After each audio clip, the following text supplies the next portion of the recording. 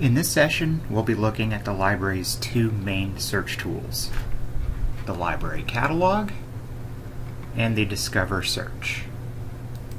For the library catalog, we'll be looking at the basic search, which is essentially a simple keywords anywhere search, and the advanced search, which allows for more precise searching, such as by title or author.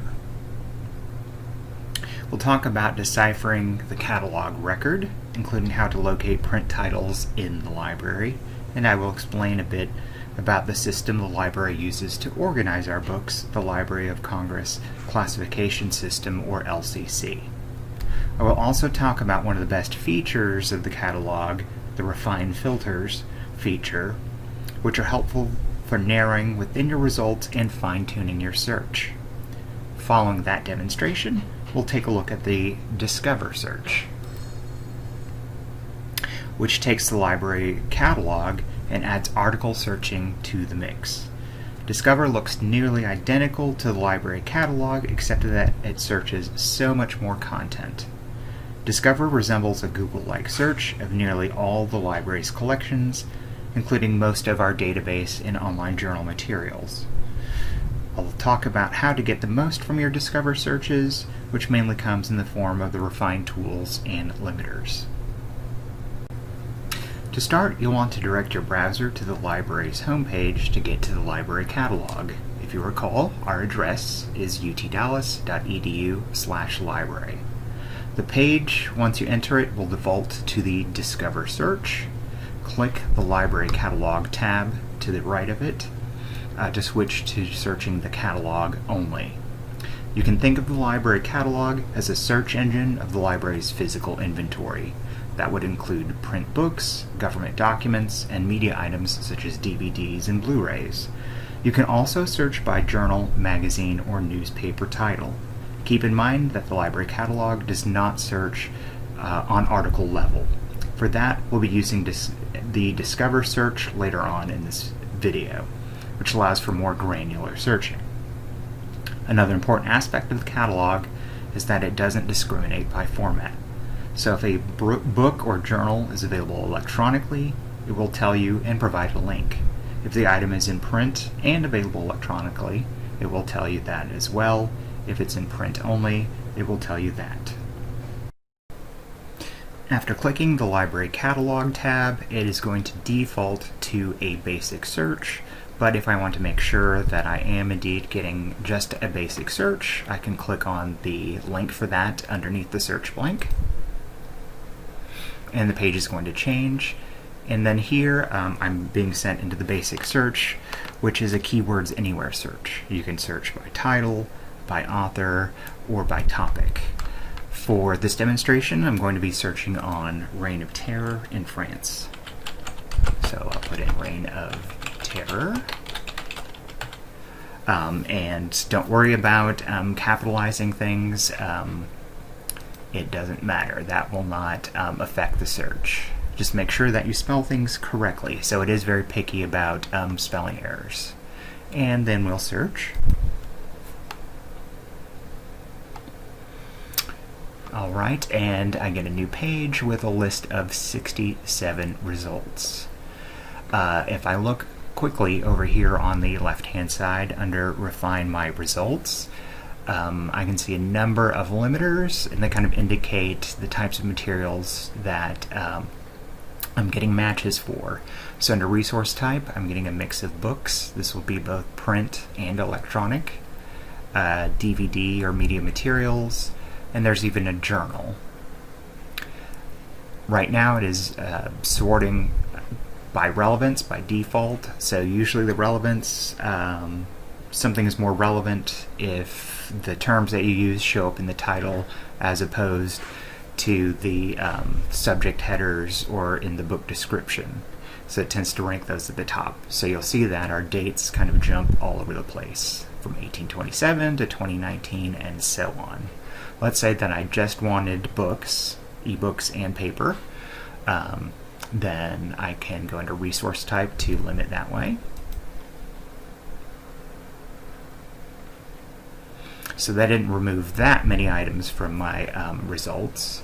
And then if I wanted just the newest books first, I can go to the sort by, change it from relevance to date newest. If I wanted to rank by title, I could do that as well.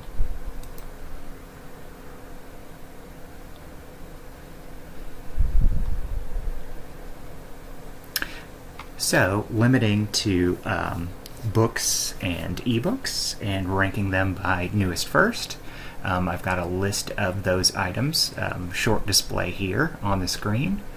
Now, if I wanted to filter even further by those items that are in print versus those that are electronic, notice that yet another option under your Refine My Results, left-hand side, it's under Availability.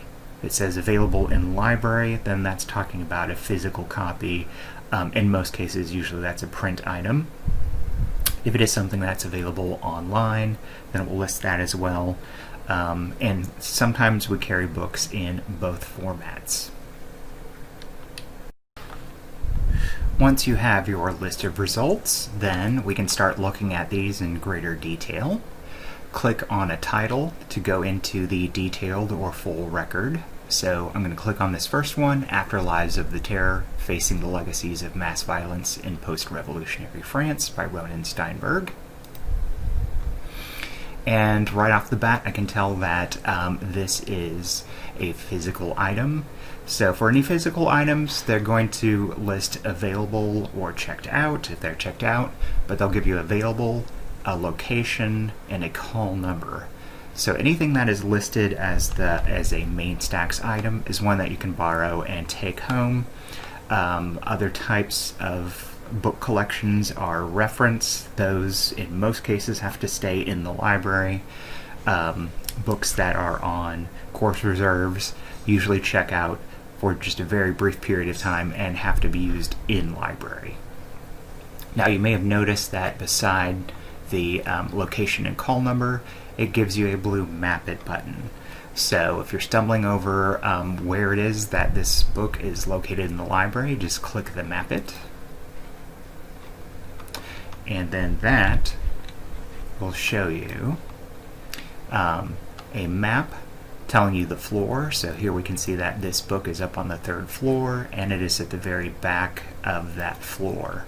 So that's part of the main stacks. They're on the 3rd and 4th floors, and this particular title is on the 3rd. Scrolling further down in the record, we can go to the details area. So this will give you everything that you would need to properly cite the book. You've got the title, author, publisher, place of publication, and year. Above that, just depends on how much metadata that we got for the record. It might include a summary, a list of the table of contents, sometimes a short, quick review, like what you'd find in a book jacket.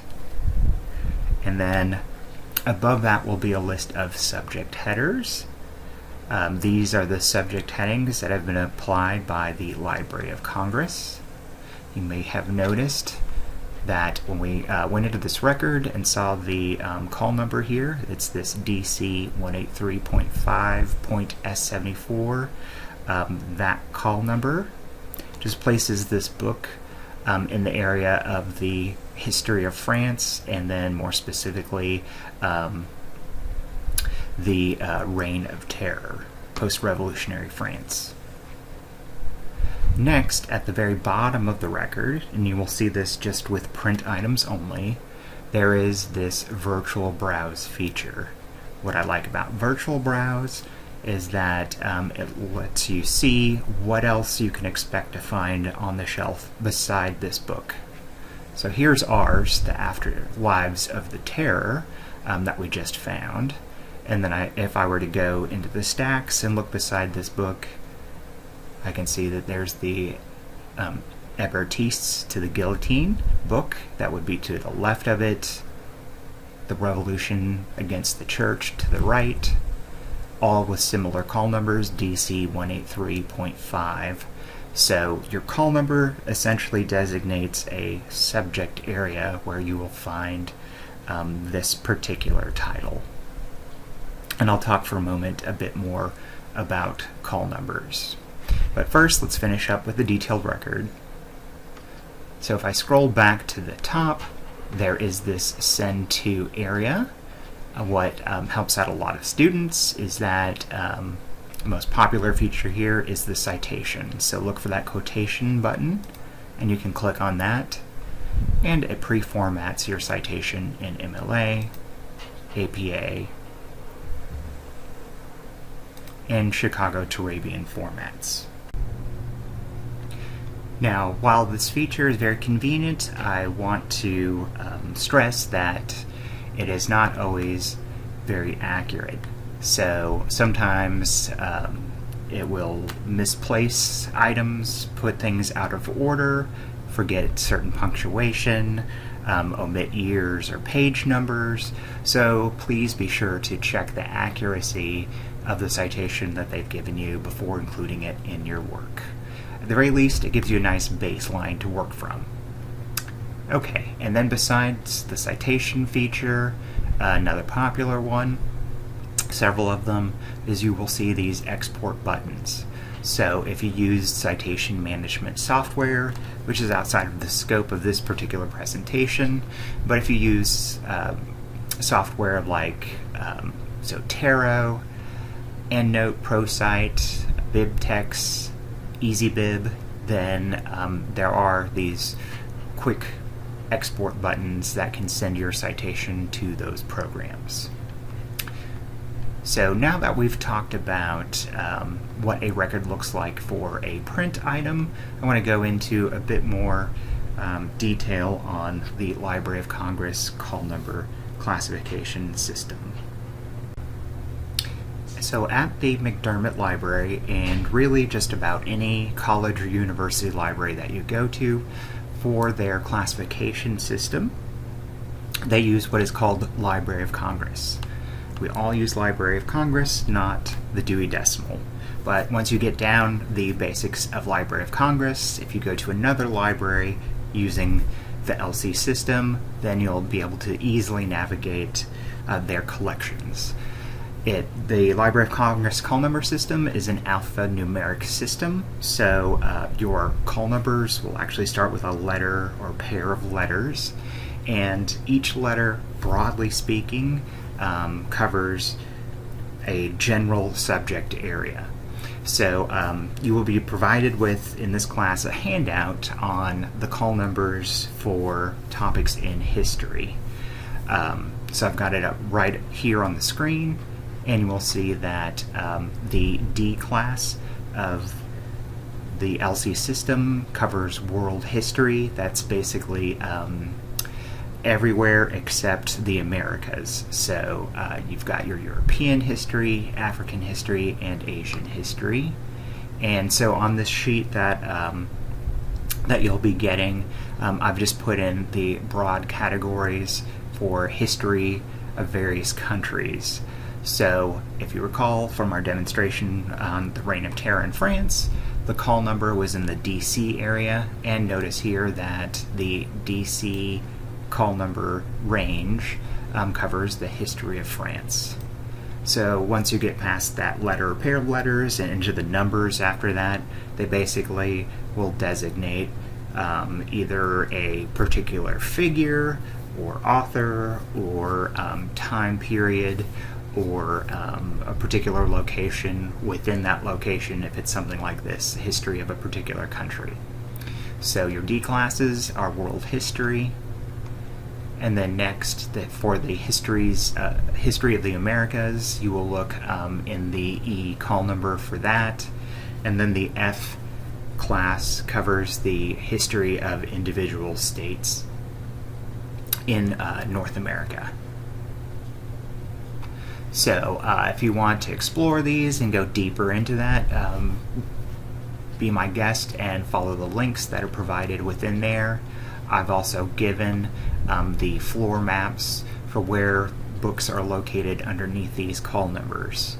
Now keep in mind that also your call numbers will apply to all collections. So for example, The DC call number that we looked at earlier, that one was up in the main stacks. However, if I were to go to the DC area in the reference books, and those are located on the second floor or ground floor of the library, then I would find encyclopedias and general reference aids on the history of France in that area. If I were looking for paper journals on the history of France, I would go to the DC area. If on course reserves there's been a book set aside for a class on the history of France, it would have the DC call number. So when looking at your catalog records, your call number alone doesn't quite tell you where to go. It's telling you the subject. You want to also pay attention to the location, and that's where the Map It button really helps out. Okay, now that I have covered the Library of Congress call number system for the way that we organize books, I have returned the record for the book that we had first pulled up, After Lives of the Terror, from our search on the Reign of Terror in France. And I'm actually going to close out this detailed record by clicking the X on the left-hand side, and then that way I can get my full list of items once again. And what I want to point out is that if you need to save items that you have found during your catalog searches, and this will apply to Discover as well, do not use the URL generated in your browser. It is not going to work for you. It's only good for the current session. Try it again later on, and it will produce an error. So in order to save things, you want to sign into your account. In this case, since we didn't sign in yet, we'll see that there's a button in the upper right corner to do it. If you recall from the first video I did, you can also, from our default search on the library's homepage, click the Log into my account button. So I'm just going to click Sign In, and once again, I'm using a password manager, so it's filling that out for me, but you'll enter your NetID credentials and log in, and now it is indicating me, Matthew Makowka, in the upper right corner. And let's see here, it looks like it sort of rearranged things here, but anything that I want to save, I can just click the push pin icon, and then it will animate the little push pin. And if I click on that push pin beside my name, I can see that it has saved those items, favorited them to my list. Let me go back to the short list here of items, and next we're going to move on to the ebooks. So if a title is available online, it will have a green Available Online link, and if it's online only, that is all it will have. If we have a book in paper and electronic, which sometimes we try not to duplicate titles that way. Let me see here while this fills out. It will give both a call number for a physical item as well as a link for an ebook. So right now I'm not finding one that's in both formats, but that's okay. So for the ebooks, it's quite similar to the paper ones. Click on the title, and that will give you the full record for the book. In that record, in the details area, it will give you everything to cite this book. So you've got your author, subjects, place of publication, year of publication, and so on. Sometimes that will include the table of contents. And then to access the book, just look under the View Online and click that link, and you'll be prompted to sign in. And then you can start reading the book. Now, a quick word about ebooks. Depending on the provider, some will allow you, like this one on Robespierre, will allow you to download it without installing any extra software. Others will have DRM, or digital rights management, that's imposed on them, and that means that you usually have to install a special app. It's in almost all cases that I've experienced will be the Adobe Digital Editions, and that allows you to download it and read it offline on your computer. However, it will expire after a set time. So if that should happen, if it's a book that you can only download temporarily, you can always go back and download it again. So again, it's just kind of a case-by-case basis. Some books allow you to download them indefinitely, others don't. In any case, at the very least, you should be able to read the book in browser. Now notice when I go down to the bottom of the page, there isn't that virtual browse button that we got with the paper book. So that's because that is only supported for the paper items, and it's based on using the Library of Congress call number system. So in this case, if I were looking for other books on this same topic, then I would need to go to the subject area and then click on any of those hyperlinked subjects. So that's how I would essentially link over to other books on that topic.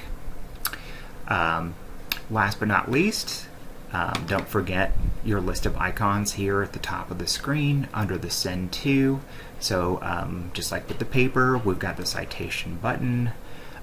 You've got your buttons to export to citation management software there. Also, very important, if you want to get back to this individual record, or if you've been asked to include the permanent link or stable link, you'll see that there's a little link icon that says permalink. This URL here is one that will work for you later on. So if I were to save my browser URL, remember that will not work later. But once I'm in an individual items record, if I go to the permalink, that is something that will work for me later. So if you've been asked to include that as part of your citation, if you do not want to use the push pin favorite system, for example, then what you can do is create a document and copy and paste these permalinks over. And I'll just illustrate really quickly. So I'm going to take the permalink to this Robespierre book, punch that in, and then this is what it would look like at the other end. So you can use this to send an individual item to whether it's an ebook. The permalinks are on the paper books as records as well. But this helps out if you wanted to share an ebook with someone. You send them that, and as long as they are in a UTD affiliate, they will be able to get into the item as well. So now that we've talked about conducting a basic search of the library catalog, and we've looked at various book records for both print and ebooks, talked about how to decipher those and go into the details, and cover the classification call number system. I just want to go into the advanced search. Sometimes you'll want to do a more precise search than what the basic search allows. So I've returned back here to the library's homepage. I'm going to click on the library catalog tab and go to the advanced search link. So now what you will see is a series of blanks provided to you, and so it's defaulting to just the library catalog, and it is defaulting to an any field search or keywords anywhere. So let's say that we wanted to find a book by a particular author, or we had a specific title we wanted to search. This is how you can do it. You want to go into the advanced search. So in this case, I'm just going to go to an author search and find what books we have by Charles Dickens. Also notice that I can add extra blanks here. So if I wanted Charles Dickens and then to add a particular title, then I can add that. If I need to add yet another line to do a keywords anywhere, or publisher name or what have you, then I could add that and then just keep adding those onto the search. But for now, I'm just going to leave it as an author search. Over here on the right hand side, you'll notice that you have this drop down for material type. So if we wanted books, and in this case I do want just books by Charles Dickens, then I'll limit to that. I can also limit by language. Now, for the most part, most of our collections are in English. We don't have a whole lot of foreign language titles, so most of the results you get back will be for English language titles. But if you want to limit, in that case, to just to English, or you were looking for foreign language titles, then you can use that language limiter. And then there's also limiting by date range if you want. So in this case, I'm just going to stick to an author search for those books, ebooks and print books in English by Charles Dickens, and then I'll search. And then the results will actually show up underneath that blank. So notice here within my results, they have highlighted in yellow the author. So all of these should be by Charles Dickens right now. So it's 257 results, ranked the default is relevance. And if I wanted just the ebooks that I could access, I would go to availability, available online, and now it will filter just for those that are available online. And then, like I showed you with the basic search, you'll get your display of brief records. Click a title to pull up the details on that, and then you get your title, author, all of your citation information there, and the link to the ebook. Don't forget, if you need the permalink, it's given there in the detailed record.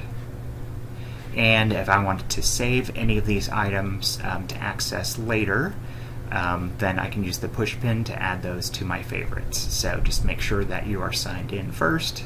So I can click that icon there in the individual record, or I can click, pick and choose what I want to save over there in the brief display records.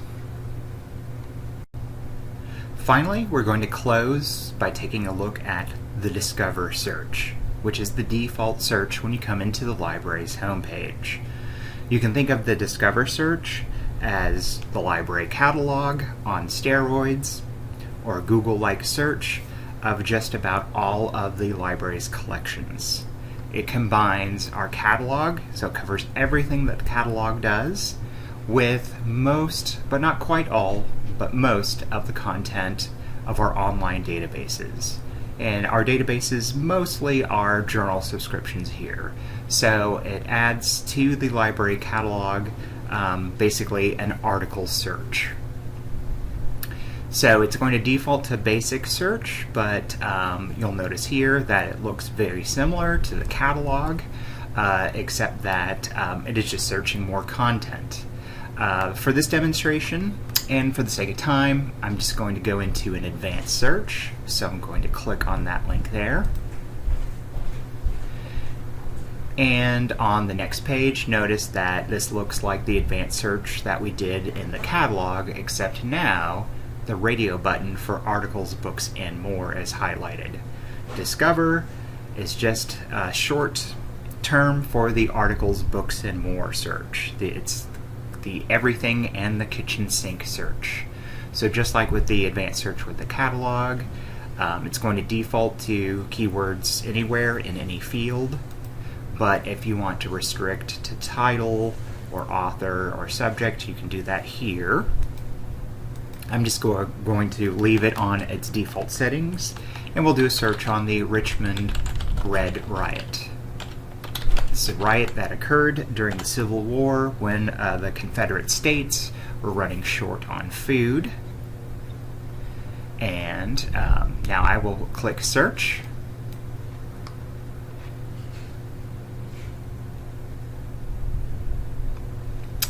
And my results shall appear below. So I've got over 3,300 results. So if I were doing this same search in the library catalog, I would get far less back. So this is giving us quite the mix of content. So just like with the catalog, I've got the Refine My Results column on the left-hand side, and if I just glance quickly through the resource types, I'm getting a big mix of materials here. So I'm getting articles. Those can be journal articles, newspaper articles, both scholarly and non-scholarly, matches for book chapters, books, dissertations, government documents. If I click the Show More, there are even reference entries and reviews. So notice the first one here is a reference entry in the called Richmond Bread Riot 1863, and it's in a book, probably an encyclopedia. Here we go. Women in America in History, a social, political, and cultural encyclopedia and document collection. I will also point out that the Discover search is very handy for finding book reviews. So notice that is part of the resource types there, and these reviews won't count as full articles. So some databases will allow you to filter for those and very clearly label those, and some others don't. But the review might cover a book that that interests you, and then you can turn around and see, does the library have access to that book? Is it something that I can read, and go from there. Another important aspect of the Discover search is that it allows you to find articles that have been published in peer-reviewed or scholarly journals. Peer-reviewed or scholarly journals are, just in a nutshell, those journals that have articles written by professionals in their various fields. They're usually almost always degreed experts. And they will go through a rigorous peer review process before they get published. So the peer review process, those publications usually come out of just out of universities or academia or think tanks. And basically they, like I said, go through a rigorous review process before getting published. So you will notice that any peer-reviewed article, as I scroll here through the results, it's going to be clearly marked with a little purple icon. You can also go to your Refine My Results and go down under Availability, and there is a dedicated filter for peer-reviewed journals. So click on that, and then it should filter excuse me, just for those items.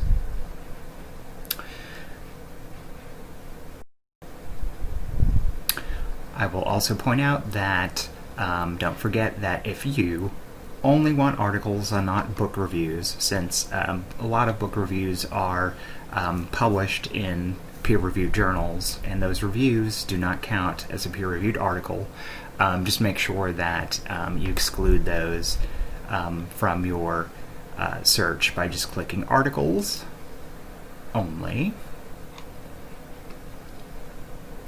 Okay. And now we have on the Richmond Bread Riot, filtering for peer-reviewed articles, excluding reviews, we have 221 results. They are currently ranked by relevance. If I wanted just the newest ones first, I can re-rank them there, just like we did in the advanced search in the library catalog. And then from there, we can click on the title, and just like with the catalog, that will give us a full record for the item, and then we'll provide a link, or sometimes we have more than one provider, multiple links to access the article, so just follow that. And as long as the link is doing its job, it may or may not have you log in and then take you over to the article. And then from there, just depending on who's providing it. They'll either have an HTML version or, like in this case, a PDF. And back to the detailed record in Discover. This is just like with the catalog. You will have that list of buttons at the top of the screen. So there is one for citation, and it pre-formats the citation in the major formats there. If I need the permalink, it's going to be provided for that as well. So again, this is really similar to the advanced search. Oh, and just like with the catalog, if I want to save something for later, I can sign into my account and click those push pins to favorite those items and save them for later. But essentially, this is very similar to a catalog search. It's just that there are loads and loads of more content being added to your search. So to get the most out of the Discover search, you want to take advantage of those Refine My Results filters given on the left side of the page. Another thing that you can do is in the advanced search, use multiple search blanks. The more terms you add, the more conditions you add to your search. If you're doing one that's broader, kind of like this one, the Richmond Bread Riot, you saw that we started off with thousands of results. So another approach is, rather than adding additional keywords, is to use those filters on the left-hand side. And basically, any filter you add is going to narrow, narrow, narrow, and keep narrowing down the more of those that you add. So a quick recap of all that we just covered. We began with a library catalog search. Remember, this is where you want to go if mainly what you're seeking out are books, the print books, and ebooks. And don't forget that you can use the advanced search to do more precision searching, such as by title or by author.